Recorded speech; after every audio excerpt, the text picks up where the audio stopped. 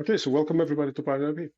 Glad to have you here. We have three different tools for three different use cases. So we start, basically what we do is we compare patent claim, the clause that defines legal monopoly provided by the patent, to the products out there that we found on the open web. That's in a very nutshell of what we do. That's the engine we've built, and this is what we use to provide these three products. So we start with patent infringement search, which is truly comparing patent to products. Then we move into portfolio analysis, where we deal with a bunch of patents and compare this bunch of patents to multitude of products. And we also have the claim optimizer, which is subject to a bit different talk, and this is why we have it in a separate rectangle. First thing first, let's assume we are dealing with US. Again, patents are jurisdictional, so we feed in the patent number. We can search this patent with an eye towards a competitor company or competitor standard or regulation. If you guys ever, there's a certain field of patents dealing with special essential patents. Let's say you have a patent for Bluetooth, and now everybody is using Bluetooth, so you will license to everybody, right? You're one of the luckiest one. Mm-hmm. So we can search for standards and regulation and companies such and such. Basically, when we hit the search button, the system goes to search and it takes about 5 to 10 minutes to search for a single patent. So not to spend too much time, luckily we have this demo preset. So we have this patent already searched for, and it's right here. The idea is to come to the patent, read the claim of the patent, read everything related in the patent literature in order to understand the claim, and then provide a ranked list of results that will identify potential targets for enforcement of this patent, ranked by traffic light system. So we ranked it by high, medium, and low. And the user can immediately know that, hey, there's a list of such and such. For example, for this patent, we have a patent, we have the targets. For the targets, we have the companies that manufacture those targets. Each product is separate. This is the product, this is the company. For the company, we can build a BI report, which will tell that this company is of such size, such employee headcount, and it sits there. And it has a certain financial capacity, and it has a litigation history, and it has its own patent portfolio, which it can in turn use to counterclaim against the patent owner. And we dive as deep as go in. And when we say that the result has a high probability of finding an infringement, we can dive in and show the user the legal instrument, which is called the claim chart, where we take the claimed invention, break it into elements, and show with a high level of confidence that due for this reason, based on this evidence, there's a close match between this accused product and the patent claim. Then it's subject for human, probably attorney review to establish that the legal case is actually strong. Okay, it doesn't imply that the patentee now has to go to court. It says we have a case here that may be used for, let's say, licensing out, for, let's say, establishing strategic partnership. Yep. There are lots of different uses to the patent information. Therefore, it's very complex. So now we know the products and we can rank them. And based on the BI reports, we can rank the companies. If we have numerous patents in the portfolio, we can compare patent to patent. If, for example, we need to arrive at a decision whether to maintain this patent or to abandon. In the US, large entity at the third payment for a granted patent will shed 8,300 US per patent, which easily comes to a very large chunk of money. So we need to maybe prune the patent portfolio.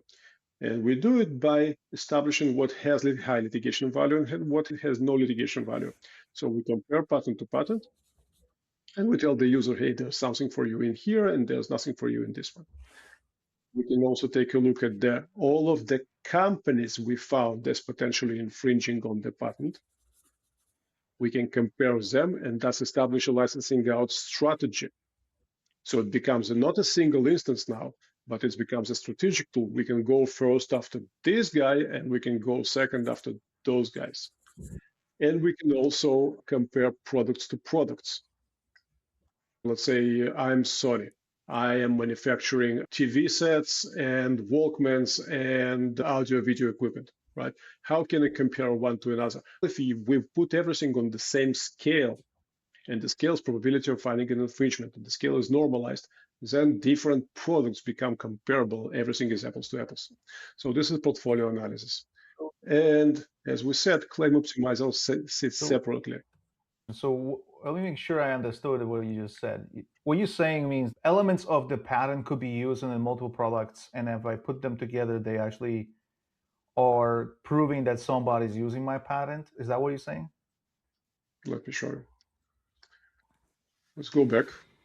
The patent portfolio is actually looking at all of the company's patents. Is that correct? The patent portfolios looks on all the patents that you've loaded into the portfolio. Yep.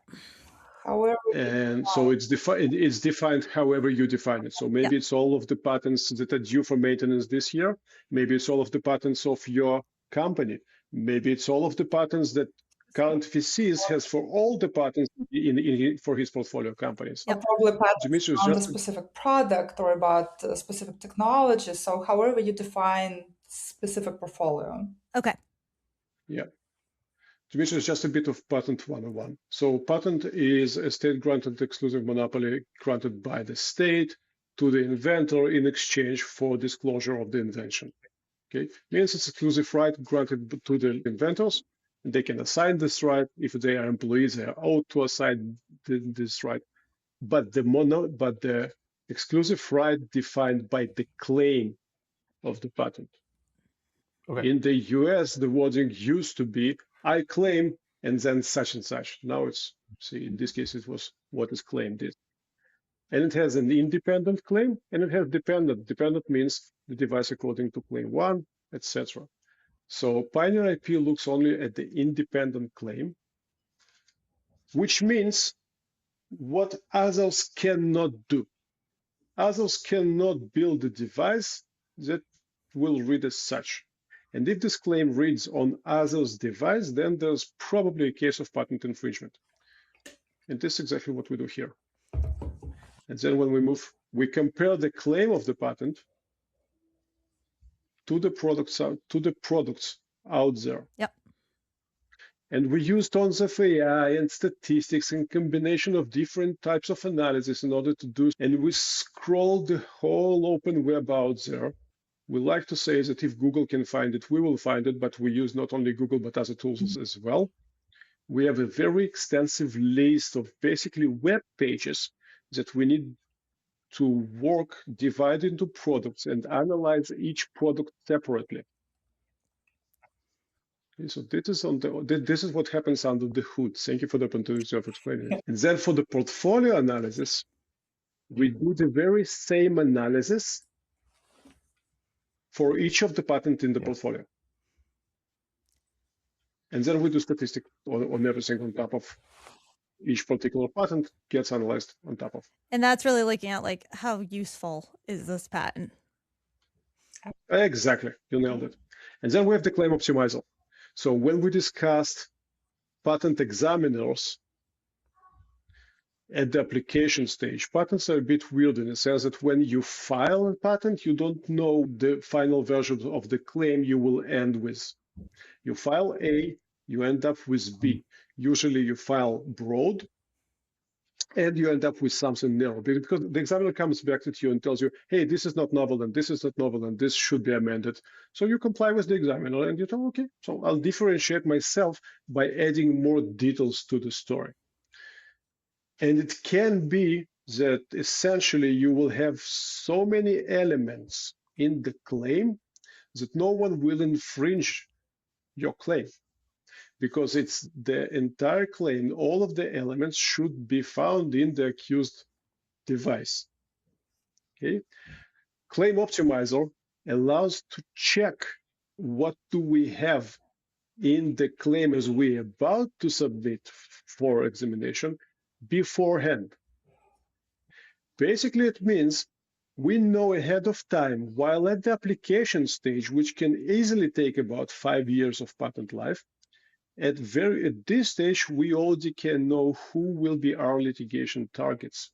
And again, litigation targets doesn't mean we take people to court, but we know whom will we target as a strategic partner. And it's much easier to come to folks and tell them, hey, we operate in the closed field, we do something similar, and by the way, take a look at this patent. People become much more responsive to whatever you offer them. That makes a ton of sense. So like someone has an idea, they put it in here, you're going to help them come up with developing that claim.